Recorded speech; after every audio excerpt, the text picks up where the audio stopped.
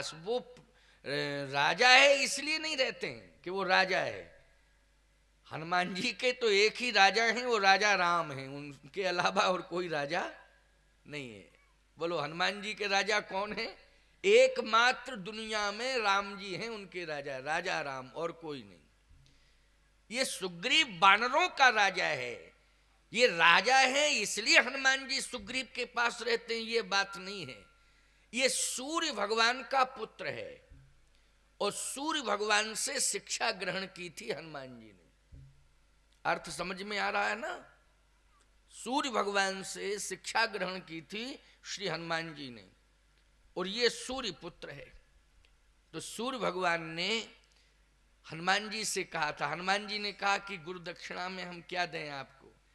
आपने शिक्षा दी, आप मेरे गुरुदेव हैं, शिक्षा गुरु हैं, लेकिन ये शिष्य आपको दक्षिणा में क्या दे सकता है? कहे दक्षिणा मुझे कुछ भी नहीं चाहिए। एक मेरा बेटा होगा, वो बड़ा डरपोक होगा, भीरू जिसको कहते हैं, छत्तीसगढ़ में उसको डरपोक कहते होंगे, डरने वाला, डरने वाले को डरने वाला, भयभीत रहने वाला, हृदय से कमजोर, बहुत सारे अर्थ हैं, अब तुम लोग भी लगा लो, है नहीं?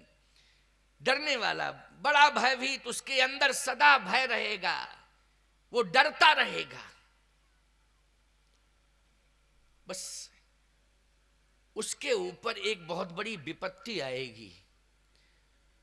इतना करना कि विपत्ति संपत्ति से भी दूर नहीं होगी। देखो भाई, सूर्य भगवान कह रहे हैं, किससे कह रहे हैं? हनुमान जी से कह रहे हैं, उसके पास विपत्ति आएगी, इतनी बड़ी विपत्ति आएगी कि वो संपत्ति से विपत्ति दूर होने वाली नहीं है। तो हनुमान जी ने कहा कि आप आदेश तो करें।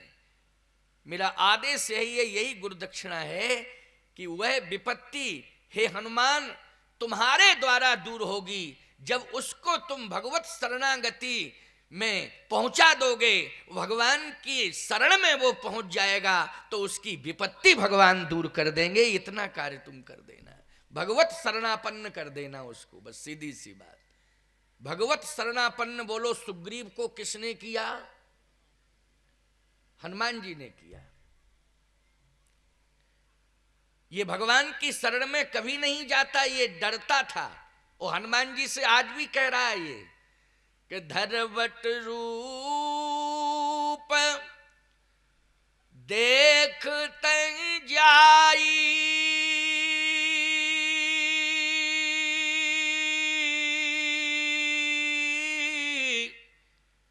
कहि सुजाए जी सेन बुझाई। हे हनुमान जी आप जाइए, सामने दो बलशाली वीर आ रहे हैं, हमें डर लग रहा है। डरता है ना, डर लग रहा है, कहीं बाली के भेजे हुए ना हो और मुझे मारने ना आ रहे हो। धरवट रूप देखते जाई, कहे सुजाए जी सेन बुझाई। पठवा बाली होय मन मेला, भागो तुरत तजो यही सहला। जिसके जीवन में भय होता है वो भागता रहता है, डरता है ना, भागता है। अगर कहीं बाली के भेजे हुए हों तो मैं भाग जाऊं,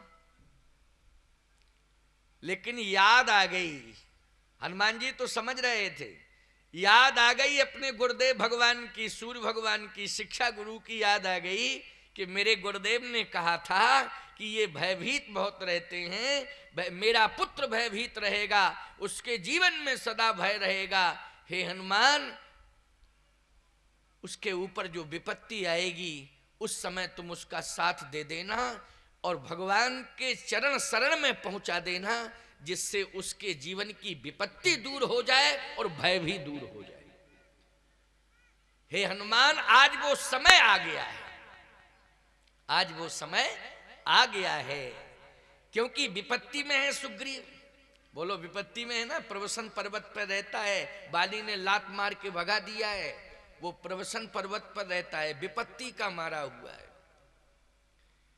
भाई ने लात मार के भगा दिया। आजकल भाई भाई के झगड़े बहुत होते हैं और संपत्ति को लेकर के ही झगड़े ज्यादा होते हैं भाई भाई के। इधर भाई भाई के झगड़े होते हैं घर में, या तो सास बहू के झगड़े होते हैं घर में।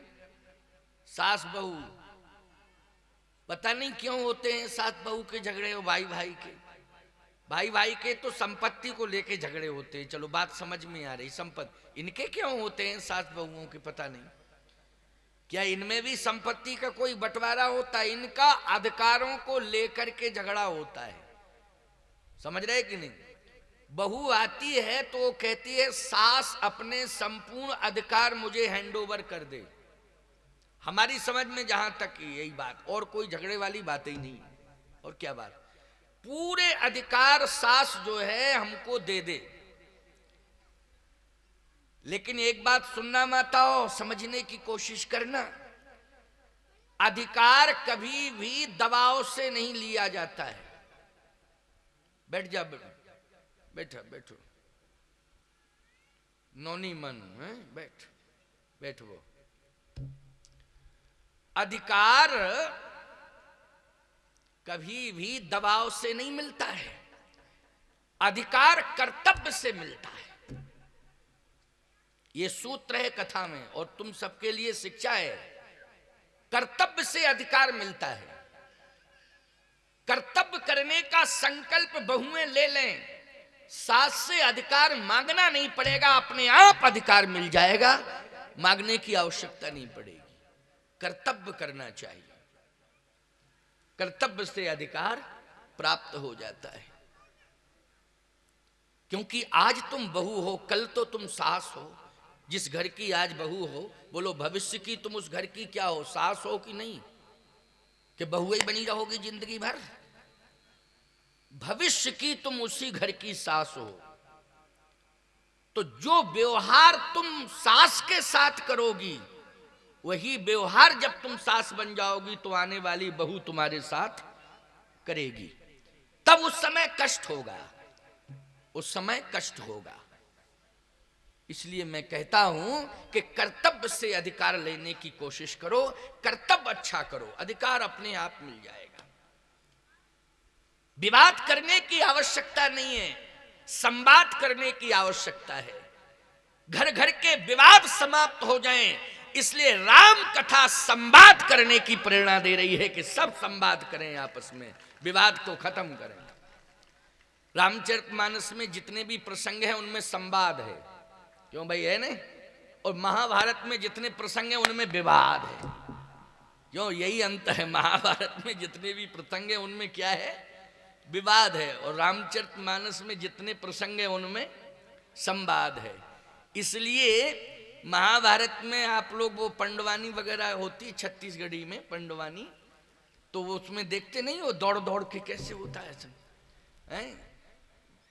पंडवानी जो है हमने भी सुनी है, बड़ी प्रसिद्ध है। और वो छत्तीसगढ़ में ही प्रसिद्ध ज्यादा है, और बाकी जगह के लोग नहीं जानते हैं, पंडवानी गाना नहीं जानते। लेकिन छत्तीसगढ़ में उसकी विधाई अलग है गाने की, अच्छा गाते हैं वो, गाते अच्छा हैं। और यहाँ तो पद्म विभूषण बना दिया उसको, तिजन बाई को, क्यों भाई, क्यों उसको दिया ना, राष्ट्रपति ने पुरस्कृत किया। तो ये छत्तीसगढ़ की हैं, कहीं की तिजन बाई, कहाँ की हैं, चर्रा की है। अरे आपने हमको बताया क्यों नहीं। ओ है, तो ये तो कह रहे चर्रा, ओ चर्रा से भिलाई गई है। अच्छा अच्छा अच्छा, चलिए, अब हमको पता ही नहीं था कि ये पंडवानी जो है गाने वाली वो गायिका, वो तो बहुत प्रसिद्ध गायिका है। छत्तीसगढ़ की प्रसिद्धि नहीं है, वो तो पूरे भारत में विश्व प्रसिद्ध हो गई है पंडवानी में। तो कहना मैं ये चाहता हूं, ध्यान से सुनना, बहुत महत्वपूर्ण बात है ये, कि महाभारत में विवाद, इसलिए भगवान कृष्ण को भी अपने परिवार के अंत का डिसीजन लेना पड़ा। बोलो, लेना पड़ा कि नहीं। भगवान ने अपने परिवार के संहार की योजना बनाई थी। बोलो यही महाभारत की स्थिति है कि नहीं? आप सब पढ़ते हो, जानते हो। भगवान को स्वयं अपने परिवार को नष्ट करना पड़ा।